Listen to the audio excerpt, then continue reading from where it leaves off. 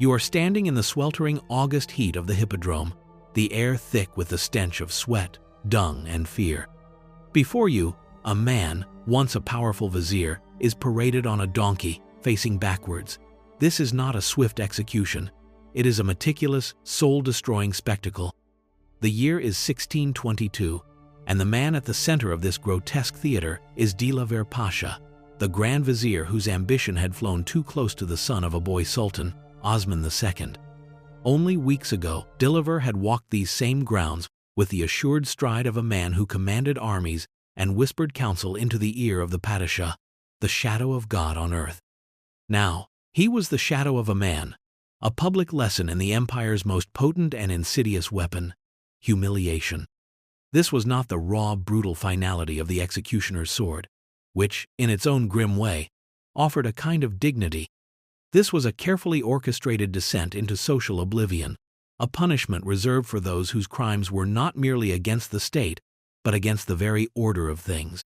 The crowd, a volatile sea of merchants, artisans, and turbaned clerics, jeered and spat, their faces a mixture of morbid curiosity and righteous fury, fanned by the whispers of the janissaries who had orchestrated this downfall.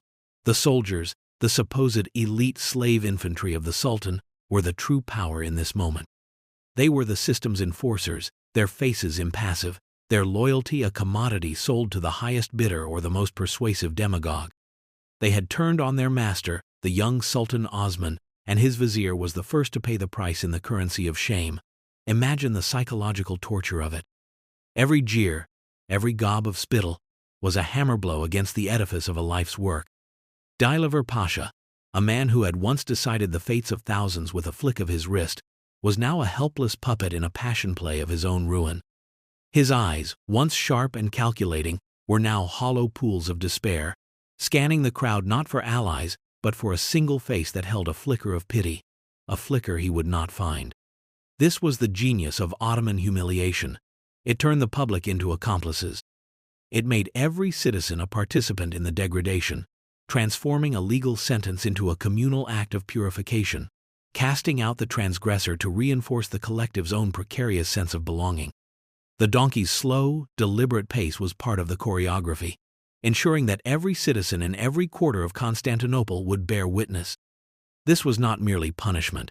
It was a perverted form of communication, a message from the deep state of the janissaries to any who would dare to support the Sultan's reforms. The message was clear. Power did not reside in the marbled halls of Topkapi Palace alone. It also festered in the barracks, in the coffee houses, and now it was being proclaimed in the streets, using Dilaver's broken dignity as its bloody, undeniable standard. The psychological architecture of such a punishment was as intricate and suffocating as the winding alleys of the city itself. It began not with the public spectacle, but in the chilling silence of the palace's inner chambers. Picture this, the moment of arrest. It would not have been a violent struggle. It would have been a quiet, almost polite affair. A group of bostanchi, the imperial guards, their faces grim and unreadable, would appear at the vizier's residence. There would be no shouted accusations, no drawn swords. Just a simple, devastating statement, perhaps from their aga. The Sultan or those who now speak for him requires your presence. In that instant, the world would collapse. The fawning servants would freeze, their loyalty evaporating like morning mist. The very air in the lavishly decorated rooms, once filled with the scent of incense and the murmur of petitioners, would grow cold and thin. The vizier, a man like Dilaver Pasha, would be stripped of his formal robes, the heavy, ermine-lined kaftans that were not just clothing but symbols of his station, his proximity to power. He would be given a simple, coarse garment, the attire of a common prisoner. This act alone was a profound form of symbolic castration. His turban, the intricate headwear that denoted his rank, his learning, and his piety, would be unwound and cast aside, replaced by something demeaning, a simple felt cap, or in some cases, nothing at all, leaving his shorn head exposed, a mark of profound vulnerability in a society where a man's headwear was his honor. Then came the wait. He would be held in a small, dark room, perhaps one of the infamous cages within the palace complex, where the silence would be his only companion. This was a crucial element of the process. The uncertainty, the sensory deprivation, the sudden and total isolation, it was all designed to break a man's spirit before his body was ever touched. He would be left to contemplate his fall, to replay every decision, every alliance, every whispered word that had led him to this point.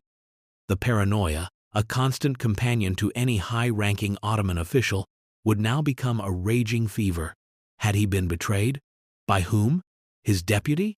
A rival pasha? A wife from the harem seeking to advance her own son? The questions would gnaw at him, hollowing him out from the inside, leaving a shell of a man for the public to gaze upon. This was the work of the complicit system enforcers, men who understood that true power was not just the ability to kill, but the ability to unmake a man, to dismantle his identity piece by piece until nothing remained but a vessel of shame. They were the masters of this dark art, the physicians of the soul in reverse, expertly applying pressure to the psyche's most fragile points.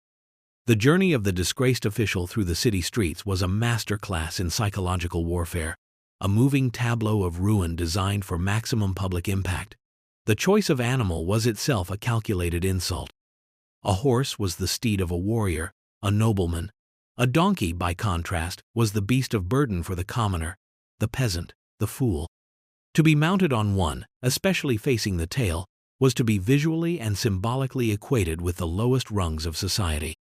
It was a declaration that this man, who once rode at the head of armies on a magnificent Arabian stallion, was now less than the humblest water carrier. As the procession snaked through the city's labyrinthine quarters, from the opulent markets of the Grand Bazaar to the squalid tenements near the Golden Horn, it gathered momentum. The initial guards would be joined by criers, men paid to shout the prisoners' crimes real or fabricated at every street corner. Their voices, amplified by the narrow confines of the streets, would echo off the stone and timbered facades, ensuring no one could feign ignorance. "Behold the traitor!" they would cry. "See the fate of those who put ambition before loyalty. He who feasted on the treasury's silver now begs for your pity." The accusations were often vague but inflammatory, designed to tap into the populace's latent resentments against the wealthy and powerful. The crowd's reaction was a crucial part of the ritual. Their participation transformed the punishment from a state-sanctioned act into a communal one. They were not passive observers, they were active participants in the shaming. Children would run alongside, mimicking the criers, their innocent cruelty, a chilling reflection of their parents' fervor.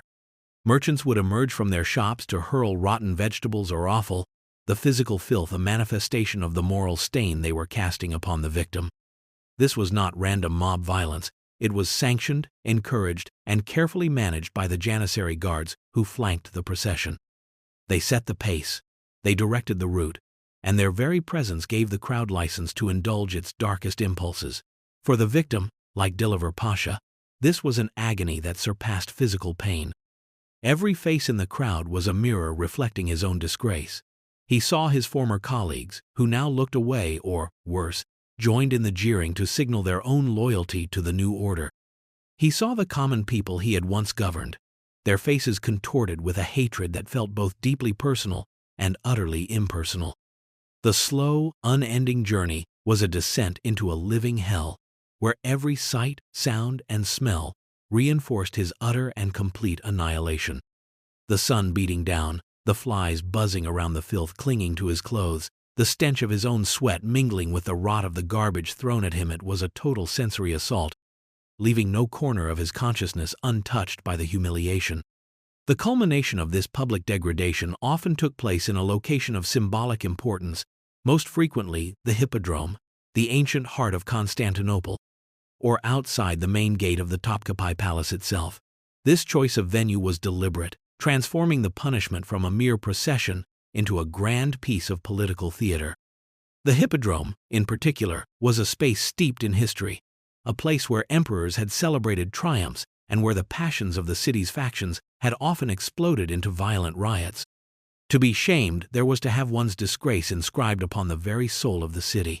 As the wretched procession reached its final destination, the crowd would swell, pressing in, a human wall of condemnation. Here, the final act would unfold.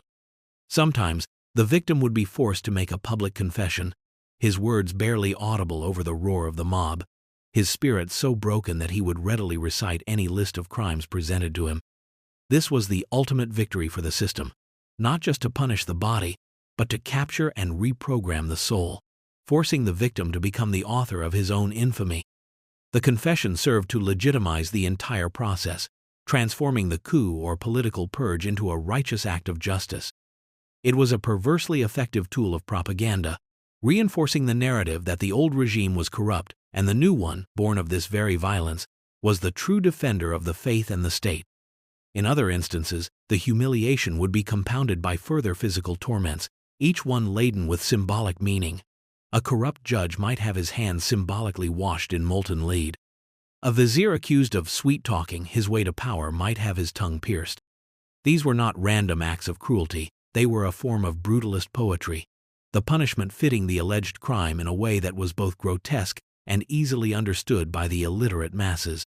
The enforcers of this system, the Janissary Agas and their lieutenants, would watch from a slight remove, their expressions a mask of stern duty.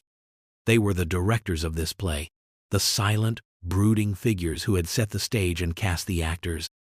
Their power was affirmed not by their own actions, but by the actions they compelled others to perform: the criers, the crowd, and the victim himself. They were demonstrating their control over the narrative of the empire, proving that they, not the cloistered sultan, were the true arbiters of who belonged and who would be cast out. For the helpless victim at the center of it all, this final stage was the nadsmrti, the death beyond death. Even if he were to be granted the mercy of a quick execution afterward, his name was already destroyed, his family's honor dragged through the mud, his legacy rewritten as a cautionary tale of hubris and failure. The psychological toll of these rituals extended far beyond the immediate victim, seeping into the very foundations of Ottoman society and governance.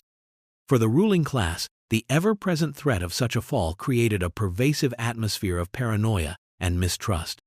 Every official, from the lowest scribe to the highest-ranking pasha, understood that his position was precarious, his fortune resting on the shifting sands of imperial favor and the treacherous currents of court intrigue. This bred a culture of extreme caution, sycophancy, and backstabbing. An ambitious official would spend as much time and resources building networks of spies and informants and plotting the downfall of his rivals as he would on the actual administration of his duties. The system, in effect, encouraged the very corruption and treachery it so brutally punished. A vizier might hesitate to give the sultan honest but unpleasant advice, fearing that any policy failure could be reframed as treason by his enemies, leading him to that same donkey ride through the hippodrome. This constant, low-grade terror was a tool of control for the sultan, a way to keep his powerful servants in a state of perpetual anxiety, preventing any one of them from accumulating enough power to challenge him directly. However, it was a double-edged sword. This same climate of fear often paralyzed effective governance, leading to indecision, inefficiency, and a preference for short-term, self-serving policies over long-term strategic planning. The dysfunctional tyrant, be it a weak sultan manipulated by his harem or a paranoid ruler like Ibrahim the Mad, used this system to project strength, but in reality, it was a symptom of the state's deep-seated institutional weaknesses. The complicit system enforcers, the courtiers and bureaucrats who navigated this treacherous landscape, developed a unique and corrosive form of psychological resilience. They became masters of the unspoken rule, adept at reading the subtle shifts in the political winds. Their survival depended on their ability to attach themselves to a rising star while simultaneously maintaining a plausible distance, ready to sever ties and join the chorus of condemnation the moment their patron's fortunes turned. This created a government of chameleons, men whose primary skill was not leadership or administration, but political survival. They were the ultimate pragmatists, their moral compasses shattered by the brutal realities of the system they served. Their complicity was not necessarily born of malice, but of a chillingly rational calculation: participate in the degradation of another or risk becoming the next victim. This dynamic ensured the perpetuation of the cycle of humiliation and punishment. As each new generation of officials learned that the surest way to secure their own position was to assist in the spectacular ruin of their predecessors, the ripple effects of these public shamings were felt not just within the palace walls, but throughout the entire social fabric of the empire. For the common people, The spectacle was a complex and often contradictory experience. On one level, it was a form of entertainment, a grim festival of justice that broke the monotony of daily life. The fall of a great man was a source of morbid fascination, a real-life drama that reaffirmed the capriciousness of fate. It also served as a powerful social catharsis. By participating in the jeering and abuse, the common man, who was himself powerless and often oppressed by the state's tax collectors and petty officials, could for a brief moment feel a sense of agency and moral superiority. He was on the right side, part of the righteous mob cleansing the city of a corrupt official. This release of pent-up frustration and resentment was a valuable safety valve for the regime, redirecting popular anger away from the systemic issues of the state and focusing it onto a single, convenient scapegoat. However, this came at a cost. The constant exposure to such brutal and arbitrary displays of power fostered a deep-seated cynicism towards authority. If a Grand Vizier, the second most powerful man in the empire, could be brought so low, so quickly, what hope was there for justice or stability for anyone else? It reinforced the idea that law was not a set of impartial principles, but a tool to be wielded by the powerful against their enemies. This bred a culture where avoiding the state's attention was the highest wisdom. You did not stick your neck out, you did not report wrongdoing, you did not draw attention to yourself in any way. Because the same system that today celebrated you as a loyal subject could tomorrow parade you on a donkey as a traitor. This had a chilling effect on commerce, on community trust, and on the very notion of a civil society. It created a world of whispers, where true opinions were reserved for the most trusted family members, and public life was a performance of conformity. The helplessness of the victim was a mirror for the helplessness of the average citizen. They might be part of the crowd one day, but they knew, with a certainty that settled deep in their bones, that they could easily be the one on the donkey the next. This shared vulnerability did not necessarily create solidarity. More often, it created a desperate need to prove one's own loyalty by being the loudest in the chorus of condemnation, further isolating the victim and strengthening the hand of the tyrant. The use of humiliation as a political tool was not limited to high-ranking officials. It was a versatile weapon, adapted and applied to various perceived threats to the social and moral order. One of the most insidious forms of this was the punishment meted out to women accused of adultery or other moral transgressions. Here, the spectacle was infused with a particularly venomous strain of misogyny, designed not just to punish the woman but to reaffirm the patriarchal control over female bodies and sexuality. A woman accused of being unfaithful would not be paraded on a donkey, but her humiliation would be equally public and psychologically devastating. A common punishment was to have her hair shorn off in public. In a society where a woman's hair was a symbol of her beauty, her honor, and her femininity, this was an act of profound symbolic violence. It was a visual declaration that she was no longer a respectable woman, that she was spoiled goods, an object of contempt. She would then be forced to walk through her own neighborhood, the place where she was known, where she had a name and a family, and endure the taunts and scorn of her neighbors. The complicit enforcers in this case were not janissaries, but the community itself, the other women who would point and whisper, reinforcing the boundaries of acceptable female behavior, and the men who would leer, their looks a mixture of condemnation and prurient interest. The goal was social annihilation. The woman would be rendered unmarriageable, a pariah within her own community. Her family would be shamed, their honor stained by her actions. This was a powerful tool for enforcing social conformity, using the fear of public disgrace to regulate the private lives of women. The helplessness of the victim was absolute. She had no recourse, no court of appeal. The accusation itself was often enough to seal her fate, as the burden of proof was impossibly high, and the court of public opinion was swift and merciless in its judgment.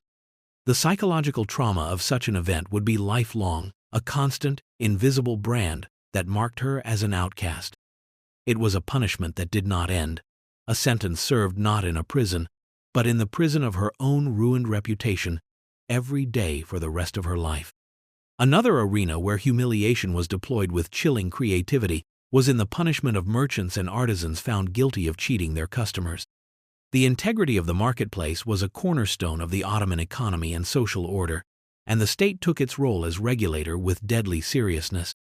A baker found to be selling underweight loaves of bread, a crime that was seen as a theft from the poor, would face a particularly inventive and horrifying fate. He might be nailed by his ear to his own shop's doorframe, a living advertisement of his crime. He would be left there for a full day, a prisoner in his own place of business, forced to endure the taunts and abuse of the very customers he had cheated. The pain of the nail was secondary to the shame. Every person who passed by, every former friend and neighbor, would see him pinned like an insect, his body a testament to his dishonesty. This was a punishment that was both deeply personal and highly public. It didn't just punish the man, it destroyed his livelihood and his family's name. Who would ever buy bread from that shop again? The punishment was designed to be a permanent stain, a commercial death sentence. In some extreme cases, for repeat offenders, the punishment was even more grotesque. A fraudulent baker might be baked in his own oven, a horrific example of poetic justice that would be spoken of in whispers for generations. Similarly, a butcher caught selling spoiled meat might be forced to carry a carcass of rotting flesh through the city, the stench announcing his crime long before he came into view. These punishments, while seemingly aimed at specific economic crimes, served a broader purpose. They were a visceral reminder of the state's power and its reach into the daily lives of its citizens. They demonstrated that no one, not even a humble shopkeeper, was beyond the grasp of the Sultan's justice. The system enforcers in these cases were the market inspectors, the mutasibs, who roamed the bazaars with their oversized scales, a constant, menacing presence. They were the arbiters of commercial honesty, and their judgment could mean the difference between a prosperous life and utter ruin. Their power was immense, and often the line between enforcing the law and extorting the merchants was perilously thin, creating another layer of fear and corruption within the system. Even the Sultan himself, the absolute monarch, was not entirely immune to the power of humiliation, though in his case it was often posthumous. The deposition and execution of a sultan, as in the case of the young Osman II, was the ultimate political upheaval. But the process was often accompanied by acts designed to strip away the imperial aura and expose the man beneath the title. When the Janissaries turned on Osman in 1622, they did not just kill him. They first subjected him to a torrent of public abuse. He was dragged from the palace, not on a royal horse, but on a common nag, and paraded through the streets, subjected to the same taunts and insults as any common criminal. The rebels made a point of addressing him without his titles, of reminding him that his power was a gift from them, a gift they were now revoking. This was a radical, terrifying inversion of the established order. The shadow of God on earth was being treated like a common thief. His helplessness was a spectacle of terrifying proportions, a message to all future sultans that their power was not, in fact, absolute. The final act of his humiliation took place in the grim fortress of Yedikule, the Seven Towers. There, in a dark cell, he was murdered, but the method was significant. He was strangled with a bowstring, the traditional method of executing royal personages to avoid the shedding of imperial blood. Yet, the act was followed by a final, brutal indignity. One of his ears was cut off and presented to the new sultan's mother, a gruesome trophy to prove that the deed was done. This act served to reduce the once mighty Padishah to a mere piece of flesh, his body desecrated to provide proof of his demise.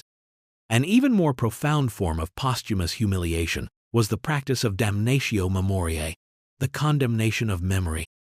A hated or failed sultan might have his name chiseled off public monuments, his official portraits destroyed, and his reign effectively erased from the official histories.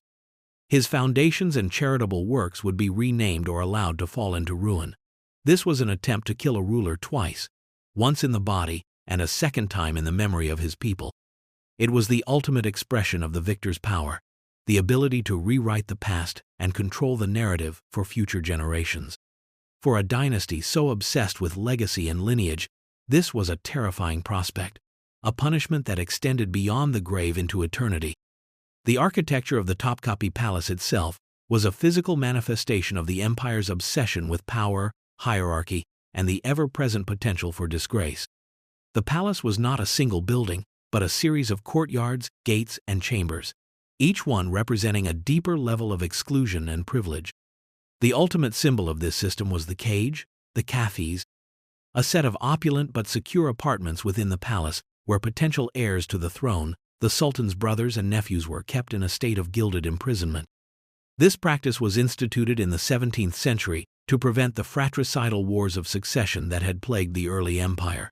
While it saved their lives, it was a profound form of psychological torture.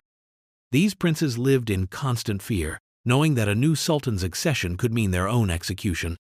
They were surrounded by luxury but deprived of freedom, education, and any meaningful human contact beyond their sterile entourage of deaf-mute servants, chosen to ensure no plots could be hatched. They were helpless victims of the highest order, trapped in a silken prison from birth, their minds often atrophying from boredom and terror. Many emerged from the cage after decades of confinement, when it was their turn to rule, as mentally unstable and deeply dysfunctional tyrants, their personal pathologies unleashed upon the empire.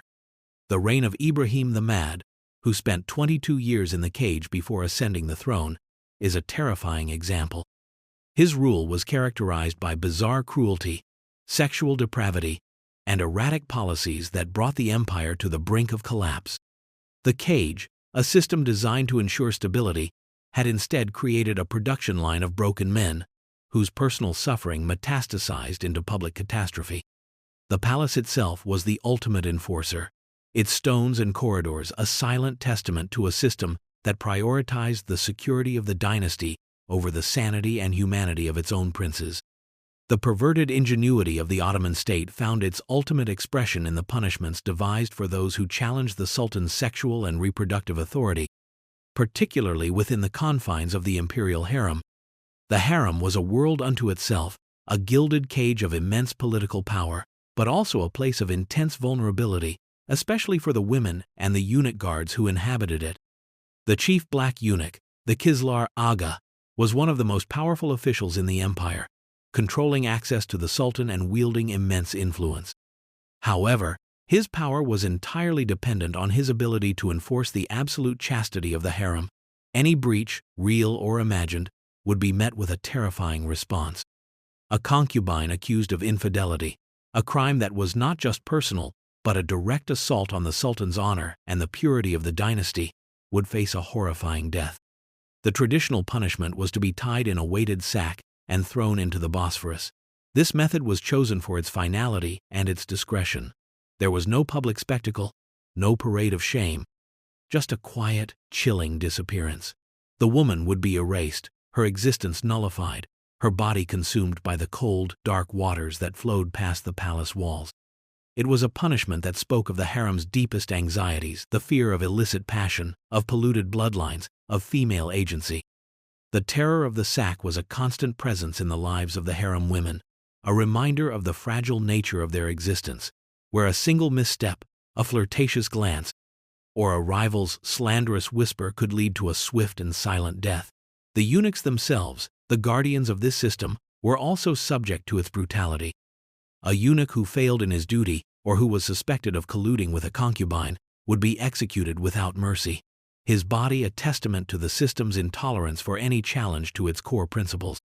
The dysfunctional tyrant in this context was the system of the harem itself, a self-perpetuating institution of sexual control and paranoia, where the sultan's own insecurities were magnified and projected onto the lives of the thousands who served him.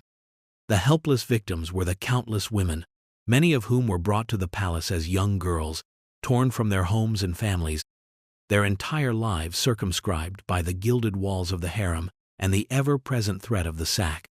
This was a world where the quietest ripple could mean death, and the complicit enforcers were the other women, the rivals and spies within the harem's intricate hierarchy, who knew that securing their own position often meant engineering the downfall of another. The silence of the harem was not one of peace, but of terror, a place where the most profound humiliations were carried out away from the public eye, leaving no trace but a missing face and a whispered story. The legacy of these practices is a dark and complex one. On one hand, the Ottoman state's mastery of psychological warfare allowed it to maintain control over a vast and diverse empire for over 600 years. The fear of humiliation was a powerful social glue, enforcing conformity, deterring rebellion, and reinforcing the absolute power of the sultan.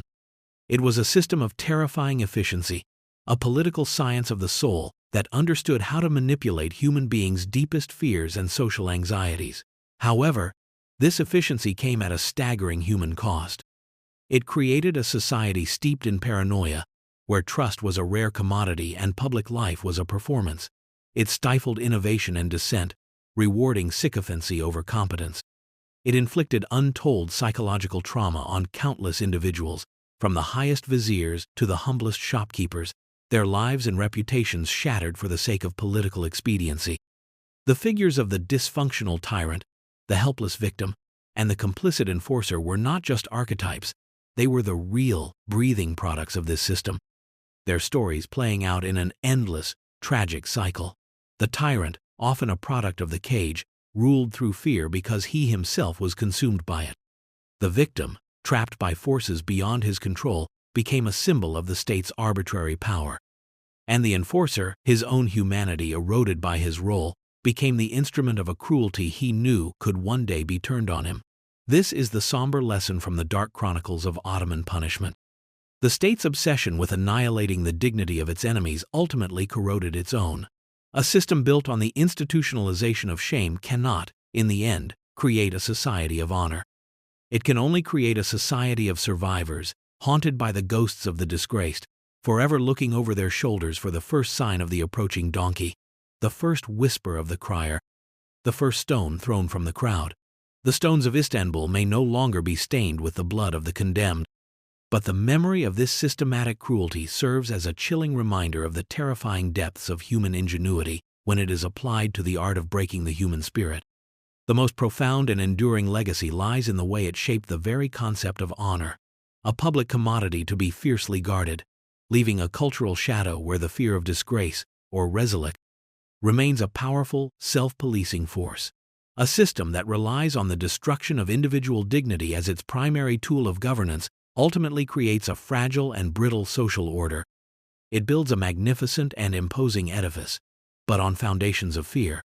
And when those foundations are shaken, as they were for the Ottoman Empire in its final centuries, the entire structure is prone to a spectacular and violent collapse. The story of Ottoman punishment is a cautionary tale, a stark reminder that true strength lies not in the ability to humiliate others, but in the creation of a society where the dignity of the individual is the one thing that is held sacred, beyond the reach of any tyrant, any mob, or any state.